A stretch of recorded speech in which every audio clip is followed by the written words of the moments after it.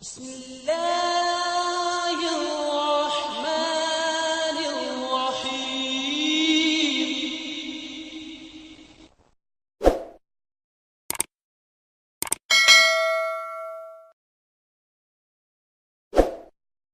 جی جزاک اللہ، شکریہ بہت بہت. مبشر ریاض صاحب السلام علیکم. وعلیکم السلام ورحمۃ اللہ. مبشر صاحب، یہ جو دو افراد تھے جو حضرت مسیح موعود علیہ السلام کو ملنے آئے، اس بارے میں آپ کچھ بتانا چاہیں گے؟ جی، بڑی تفصیل سے ماشاءاللہ بات کی انہوں نے. سر فضل حسین صاحب کے بارے میں ماشاءاللہ نصیر صاحب تاریخ کے پروفیسر ہیں، انہوں نے یہ بہت اچھی طرح جانتے ہوں گے.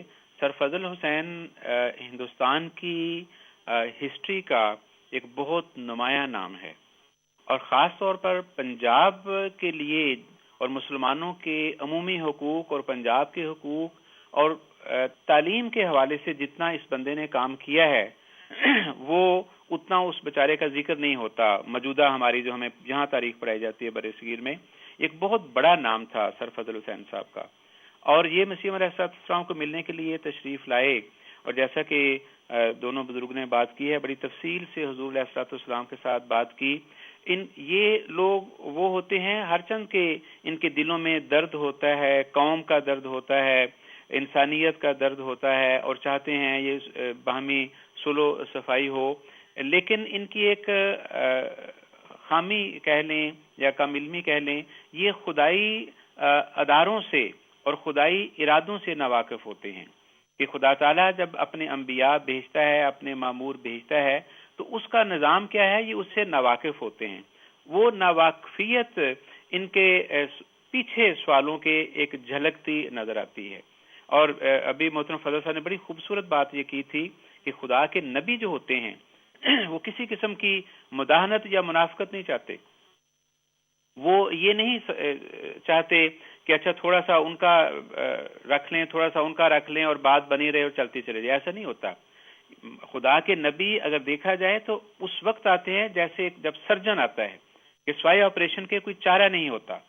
اب اگر آپریشن نہیں ہے، وہ آخری اس کی زندگی کو بچانے کا جیسے ہیلا ہوتا ہے کہ اب کچھ نہ کچھ آپریٹ کرنا پڑے گا، جسم کا کوئی نہ کوئی حصہ کاٹنا پڑے گا.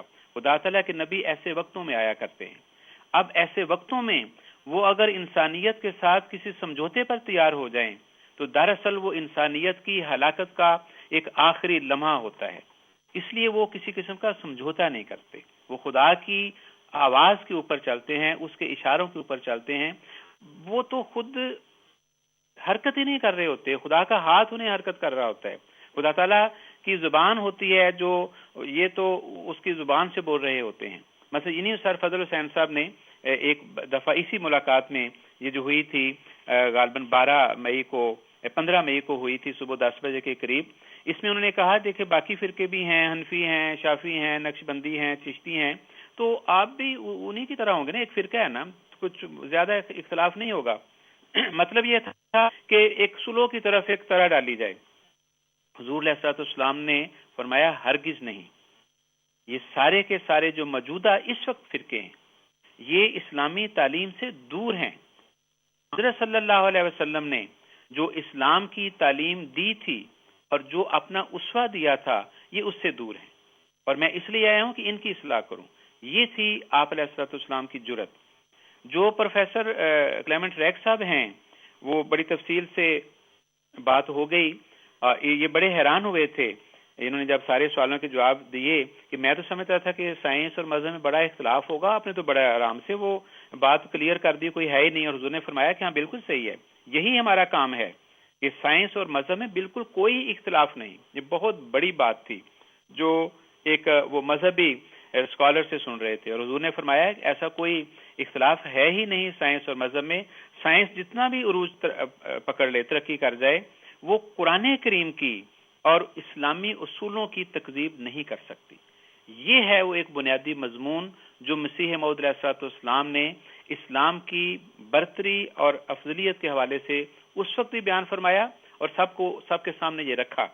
بڑے بڑے اسکالر آئے. ابھی انہوں نے نصیر صاحب نے شروع میں سر سید احمد کا ذکر کیا تھا، بڑے ہمدرد تھے، بہت کچھ انہوں نے کیا، لیکن بہت بھاری ٹھوکر کھائی اور اس رنگ میں اسلام کا ستیہ ناش کر دیا جو انہوں نے سائنس سے اور فلسفے سے مروب ہو کر ایک سلو کروانے کی کوشش کی تھی. تو مسیح موعود علیہ الصلوۃ والسلام نے سائنس کو بھی صحیح بتایا اور بتایا کہ سائنس کیسے خادمانہ رنگ میں وہ اسلام کے ساتھ چلتی چلی جائے گی. آخری بات پروفیسر ریک صاحب کے بارے میں عرض کروں، ایک ذوقی سی بات ہے کہ مسیح موعود علیہ الصلوۃ والسلام خود چل کے خدا کا یہ نبی لاہور میں آیا، لیکن یہ صاحب جو تھے جو انڈیا میں پیدا ہوئے اور آسٹریلیا اور نیوزی لینڈ میں رہے بعد میں، یہ چلتے چلاتے یہاں آئے لاہور میں، اور اتفاق سے خدا تعالیٰ کے نبی کو، معمور کو دیکھنے کی، اس کی زیارت کرنے کی ان کو سعادت ملی، ان کو، ان کی بیوی کو، ان کا ایک چھوٹا سا بچہ تھا اس کو بھی. یہ بہت بڑی اس بندے کی خوش قسمتی اور خوش نصیبی ہے. اور دوہری خوش نصیبی اس بزرگ انسان کی میں تو کہوں گا، کیونکہ بعد میں یہ مسلمان احمدی ہو گئے. بڑی خوش نصیبی یہ ہے، 1922 میں یہ فوت ہو گئے، نیوزی لینڈ میں آکلینڈ میں ان کی قبر ہے.